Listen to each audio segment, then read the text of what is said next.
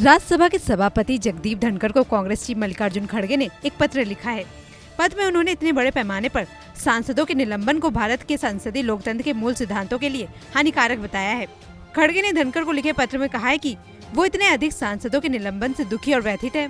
कांग्रेस नेता ने राज्यसभा के सभापति पर भरोसा जताते हुए कहा है कि वो हमारी चिंताओं को ध्यान में रखेंगे।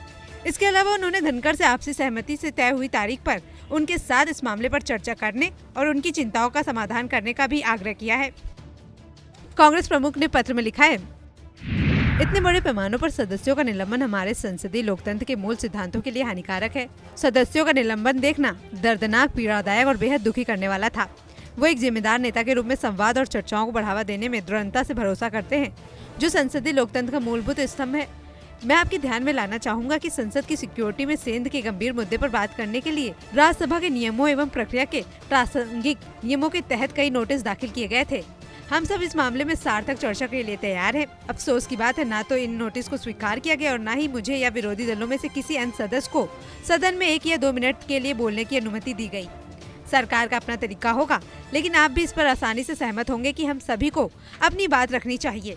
मुझे इसमें कोई संदेह नहीं है कि आप संसदीय लोकतंत्र के लिए बुनियादी सिद्धांत का पालन करेंगे।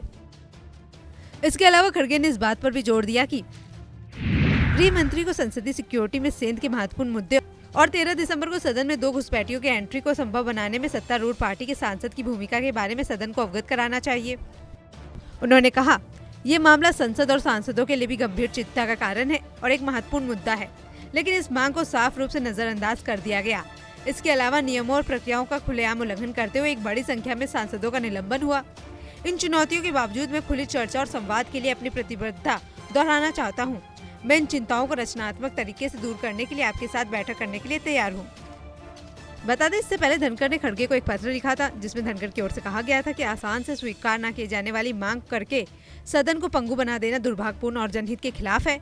सूत्रों की माने तो धनखड़ ने खड़गे को पत्र लिखकर कहा था कि संसद के सत्र के दौरान कांग्रेस नेता का उनसे मिलने से इनकार करना संसदीय परंपराओं के अनुरूप सही नहीं है। नमस्कार, मैं हूं मानक गुप्ता। अगर आपको हमारा ये वीडियो पसंद आया हो तो इसे लाइक और शेयर जरूर करें, और हाँ, हमें सब्सक्राइब और फॉलो करना ना भूलें, ताकि आप देश और दुनिया की कोई खबर मिस ना करें। तो जुड़े रहिए हमारे साथ और देखते रहिए न्यूज़ 24।